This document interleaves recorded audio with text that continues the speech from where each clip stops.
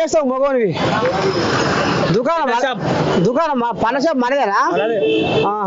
ఇలా మరి తాతకి ఏమైనా పెడతావా? పండ్లు ఉత్తదేనా? పెడతాం. అంతేనా? పెడతాం. ఇది మంచిదే, హుషారుది తాత. మరి మళ్ళీ ఓట పండుగ రాబోతుంది.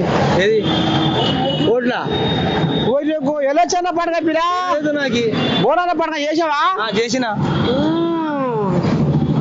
మేఘకోలే అంతేనా? ఉంటుందేనా? సపసపనే ఉందిగా. మరి బోనాల ఊర్లో చేస్తారు, ఇక్కడ పట్టణాలు చేస్తలేరా బోనాల పండుగ? ఊర్లో చేస్తారు. సరే, మరి జూబిలీహిల్స్‌లో రేపు మరి ఎన్నికలు రాబోతున్నాయి కాబట్టి గాలి ఎక్కువ దేనికి పెరుగుతుంది, దేనికి తగ్గుతుంది? ఇప్పుడు రెండు టాప్ ఉన్నది, కాంగ్రెస్ టిఆర్ఎస్ రెండే ఉన్నది, ఇంకేది లేదు. అంతేనా?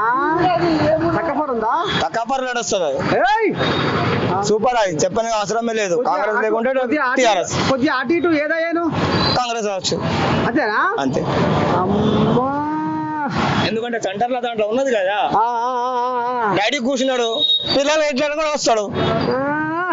అవునా కదా? ఇది పేరుకునే ఉందిగా.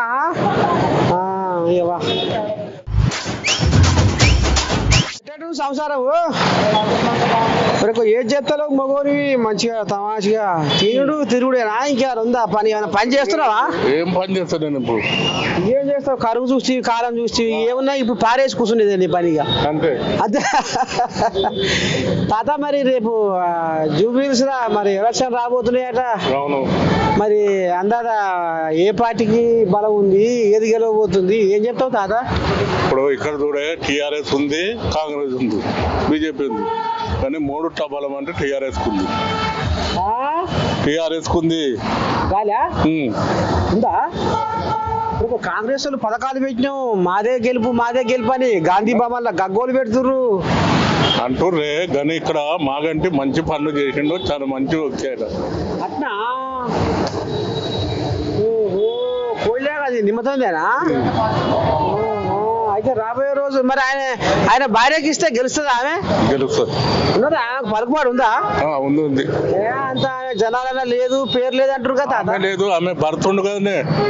ఓహో, భర్త ముఖం చూసి సానుభూతితో ఓట్లేస్తారు.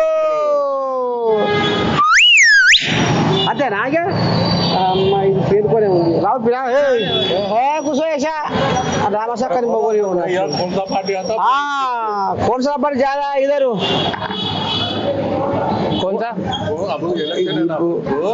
कौन सा पार्टी जीतता या पूछ रहे हो सर? कौन सा पार्टी जीता? कांग्रेस पार्टी जीता। कांग्रेस पार्टी चल रहा, अभी आया ना, कांग्रेस पार्टी चल रहा हो।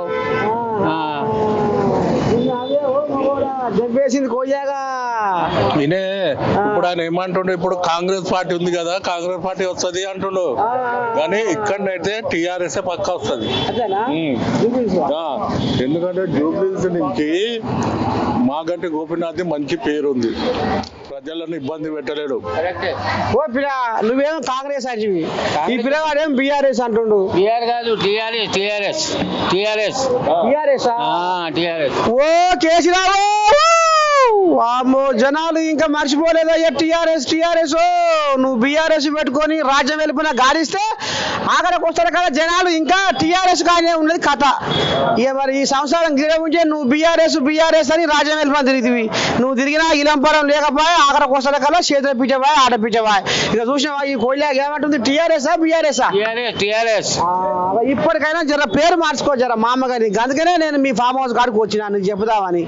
మీ ఫామ్ హౌస్కి వస్తే మీ పోలీసు వాళ్ళు నన్ను తిప్పట్లాడిని, లోపలికి రానియరైరి, షాయ పోయరైరి, నీళ్ళు ఇయ్యరైరి. ఇక మరి ఉపవాసం ఉండి కడపని పెట్టుకొని మళ్ళీ ఇంటి పాడబడితే నా ముసలి ఇంత గట్క పోసినాక జర్ర పాలన నిమ్మలమైంది. అక్కడ చూసావా ఆఖరికి వస్తారు కల్లా బిఆర్ఎస్ అనేది జనాలు ఇంకా ఎరక చేస్తలేరు, గుర్తుపడతలేరు. టిఆర్ఎస్ అనేకైనా ఉంది కథ. జర ఇప్పటికైనా ఆ పేరును మార్చుకో జరా.